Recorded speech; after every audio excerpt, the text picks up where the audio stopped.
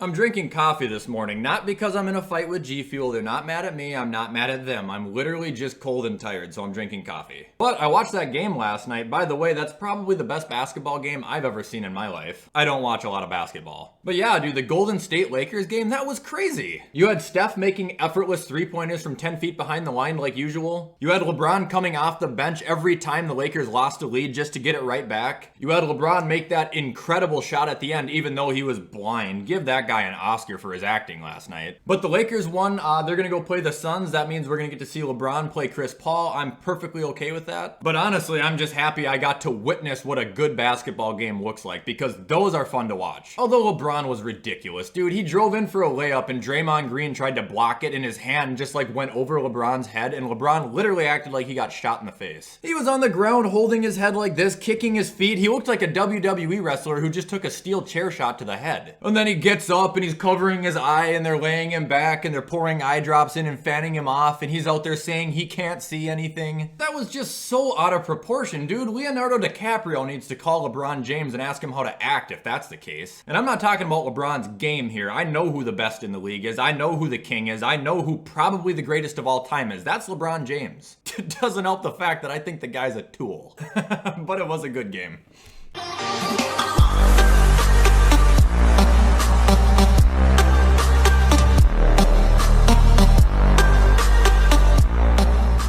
Alright, what is up guys, and welcome back to another video. Today I actually wanted to do the Q&A, but I ran into a little bit of a problem with that. I am by no means telling you guys what to ask me, but I looked through 3 videos and I have a total of 5 questions. That's literally all I got, because every other question is either the same exact question or it's something I've answered in another video already. You know, thoughts on this team, thoughts on that team, thoughts on this player, thoughts on that player, what's your favorite G Fuel flavor, what's your most embarrassing moment of your childhood? Guys, I can't retell childhood stories that you've already heard from different videos, and I also can't sit in front of a camera for 15 minutes saying if I do or don't like a certain player or a certain team. So as far as today goes, we are going to be talking about my top 10 quarterbacks. I've done running backs, I've done wide receivers, I've done tight ends. There's only one more major offensive position to do, so I might as well get it out of the way. And also guys, don't forget to use code WyattzWorld on gfuel.com to save yourself a discount on any of the G Fuel products. Now that I think about it, I don't know if lemonade's available right now, but it usually is in the summer. Whoops. Alright, so as many of you guys already know, we start off these videos with honorable mention. These are a couple quarterbacks, in my opinion, that could make the top 10, possibly are in the top 10, I just don't see it, they're just missing it. Justin Herbert, Baker Mayfield, Derek Carr, Kyler Murray, and last but not least, Dak Prescott, who probably should be in this list, but we don't know who we're getting, guys. He's coming off of a horrible ankle injury. Not talking trash there, I'm being honest. Alright, and starting off at number 10, come on, I'll take the heat. Give me Kirk Cousins. Kirk Cousins is better than any of the honorable mentions I just named. At least he had a better year than him. Kirk Cousins is also a top 10 quarterback in passing yards. He's a top 10 quarterback in QBR. He's probably top 10 in touchdowns last year. Kirk Cousins is a top 10 quarterback. Do I wish that he could improvise and get on the move a little bit more? Absolutely. Do I wish he could go through his progressions a little bit more fluently? You bet I do. Okay, let's not ignore the fact that Kirk Cousins throws one of the best footballs in the entire NFL, and he is one of the safest options you can have at quarterback while sitting in the pocket. He's not dumb with the ball and he doesn't get hurt. What more can you ask for? I'm willing to take all the heat and all the biased comments I can get about having Kirk in my top 10, but if you don't have Kirk in your top 10, it boils down to one of two things. You either like him or you don't. If you like him, he's in your top 10. If you don't, he's not in your top 10. I don't know about you, but I would much rather take a steady, reliable quarterback than a big boomer bust quarterback. Give me Kirk Cousins at number 10. Alright, next up at number 9, we have Ryan Tannehill. Dude, I hated Ryan Tannehill. I thought he was going to be nothing after he left Miami. I thought his career was over. Even when he came in the second half of 2019 and took over in Tennessee, I still didn't believe in him. I even remember trying to make excuses for him, saying Derrick Henry carried him and this and that. No, guys, I was wrong. I'm an idiot, I'm a dumbass, and that's fine to admit. Right now, Ryan Tannehill is in a great team, he's in a great organization, he's got a great head coach. I don't see him playing for another team in the rest of his career. He'll probably finish as a Titan. One of the quickest releases, one of the smartest quarterbacks, and he throws a tight-ass spiral, dude. Ryan Tannehill's got it all. Ryan Tannehill is so good at going through his progressions and knowing the playbook that he is able to telegraph plays. He's able to put the ball in spots where he knows that someone will eventually end up. He's not going to take chances. He's not going to make stupid plays. He's not going to try and play hero when he doesn't need to. And the thing about Ryan Tannehill is it seems like the guy is never under pressure. It doesn't matter what the situation is. The game could be on the line. It could be in a 4th and 10 situation. Ryan Tannehill is still going to take that snap and he's going to be as cool and as calm as a cucumber. He's not going to mess up. He's not going to make a dumb mistake. He's probably going to save you the game. If Kirk Cousins could just be a little bit quicker to snap onto a play, he could be just like Ryan Tannehill. That's the only up that Ryan Tannehill has on Kirk Cousins. But it's enough to make him number 9. Give me Ryan Tannehill. All right, up next at number 8, we've got Lamar Jackson. Oh my gosh, he's a top 5. He's on the front cover of Madden. He was an MVP. I don't care. He's supposed to be a quarterback, right? Let him be a quarterback then, please. And I'm not talking about Lamar Jackson's legs here. We've seen what happens when his legs get shut down. So do the Baltimore Ravens. We know Lamar can throw the ball, okay? Anybody that says he can't is dumb. But he can be a lot better at throwing the ball. His MVP season, he only threw 3,100 yards. I can name 15 quarterbacks off the top of my head who throw a better ball than Lamar Jackson. If he could just get better at that, if he could just develop a little bit more at his pocket passing game rather than relying on his legs so much to do everything, the Baltimore Ravens would be in a much better spot. I think Lamar still has a crazy high ceiling, but he needs to work on his throwing. We kind of just talked about this not that long ago too, but man, you got Rashad Bateman, you got Sammy Watkins, you got Hollywood Brown, you got Mark Andrews, you've got a lot of weapons, man. That doesn't even have to be a standard pass. Give it a play action opportunity. I guarantee you they're going to find work with it. But I can't put Lamar Jackson at 7 and above when he runs the ball more than he throws it. Let Lamar be a quarterback. Give him opportunities to be a quarterback. The only reason everybody thinks Lamar Jackson's a running back is because that's Baltimore's game plan. Getting harder and harder to find reasons to take Lamar above any of these top guys when it comes to passing the ball, but as of right now, I'll still take him at number 8. All right, and up next we got number 7, and that is Matt Stafford. No, seriously, I'm taking Matt Stafford at number 7. I think he is that good, and I've always thought he was that good. He played on the Lions. In still 8 of his 12 seasons, he has thrown for over 4,000 yards. And I mean, you could say that same thing about Matt Ryan too, because he's had a very similar career. He's putting up excellent numbers in kind of a bad situation, although Matt Ryan hasn't had it nearly as rough. Not to mention, Matt Stafford is one of the best and most accurate pocket passers in the NFL. He's also graded as one of the greatest quarterbacks in the league at plays that are 20 yards or more downfield. Basically meaning his deep ball is a sniper rifle. Matt Stafford has never had the protection, he's never had the team, he's never had the staff, he's never had the coach that he's needed or deserved. Take a quarterback who's putting up those kind of numbers and throw him into an offense like Los Angeles with an excellent, smart, young head coach like Sean McVay. Matt Stafford's gonna be the quarterback he should have been his entire career, but he couldn't because he was in Detroit. And if you don't think Matt Stafford's good, you guys, any other quarterback in his situation in the Lions would have died about 8 years ago, but Matt Stafford is still here. Give me Matt Stafford at number 7.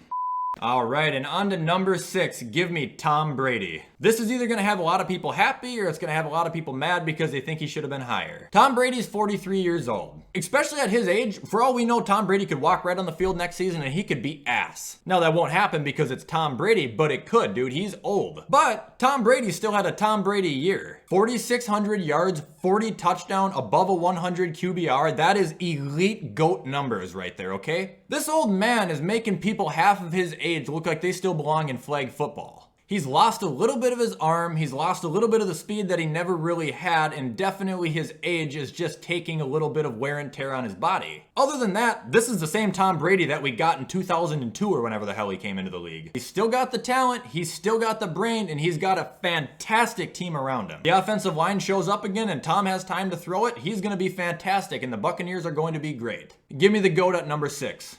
All right, and up next at number 5, we've got Russell Wilson. One of the best quarterbacks in the league, probably one of the best quarterbacks in the history of the league. Basically, the next 3 picks is personal preference. It's just how I have them labeled. Okay, the reason I have Russ at 5 instead of 3 or 4 is just because I wouldn't take Russ over any of the next 2 quarterbacks I see. He starts the year off every year the same way. He's the unanimous MVP, and he has a wonderful first 5-week campaign. And then he'll play in those games where Russ looks absolutely terrible. Like he did against the Giants last year, like he did against the Rams last year, kind of like how he did against the Bills last year. Basically, he's got a more severe case of the Kirk Cousins heebie-jeebies. Well, that's what it seems like. When he gets into crunch time situations, they get bodied. And I could sit here all day and compliment Russ on all sorts of different kinds of things, whether it's throwing across his body, whether it's escaping the pocket, whether it's to just putting the ball in an impossible pinpoint location that only Aaron Rodgers could. But you gotta be more consistent. You can't have it, and I know it's not your fault, where everybody calls you the MVP and then you go out there and you prove everybody wrong. He's got a great team, he's got a great coach, he's got a great receiving back, he's got great receivers. He's in one of the best possible situations right now to be in an offense. And even though your O-line isn't the best, you've got to use it. Give me Russ at number 5.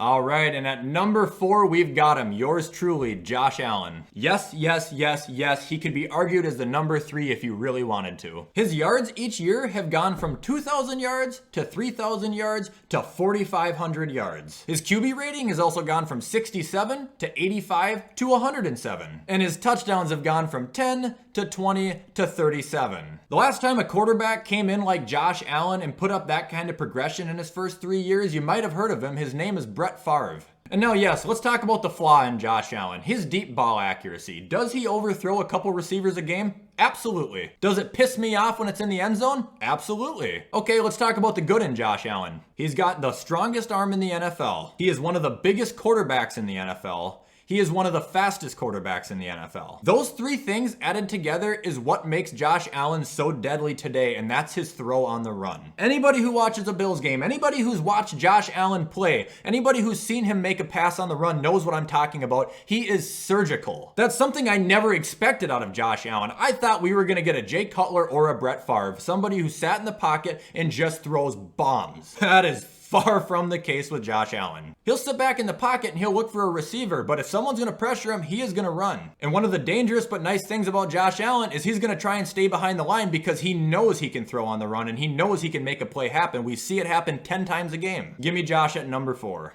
All right, and at number 3, we've got the mystery man, Deshaun Watson. Okay, we're not going to talk about his current situation. I don't know what's going on in his current situation. Nobody knows what's going on in his current situation. That's not important. Well, it is important, but it's not important to what we're talking about right now. We're looking at the man who led the league in passing yards. How do you sit in Houston, Texas, one of the worst teams, one of the worst situations you can possibly put yourself in, and you proceed to throw for 4,800 yards while holding a QBR of 112. That is not possible. That shouldn't be possible. Will Fuller was out the last half of the year and Deshaun Watson was still throwing for 300-400 yards a game with the likes of Brandon Cooks and Chad Hansen. He didn't have any receiving backs. David Johnson's not any good. So all in all, you're telling me that Deshaun Watson basically held the league on his own with Brandon Cooks. Oh, Wyatt, Jameis Winston threw for 5,000 yards. Why wasn't he the best 2 years ago? Okay, that year, Jameis Winston had 30 interceptions. He also had Mike Evans and Chris Godwin. So you're telling me Deshaun Watson can do what Jameis Winston did, except he can throw 23 less interceptions and he can use a lot less talented people? No, Deshaun Watson's just really good. If you're asking me, Deshaun Watson is the Steph Curry of the NFL. Time and time again, he'll be smothered in the pocket. He'll be under pressure. It looks like there's absolutely no way anything good can come out of it, and yet he'll drop a dime. Makes no sense. He's a magician. You ask yourself how he does it, and we still don't have answers. Take Baker, take Kyler, take Justin Herbert. Hell, take Dak and put him in Houston once. Put him in Deshaun Watson's place. I promise you, they're not going to put up even half the numbers that Deshaun did. Give me Deshaun Watson at number 3.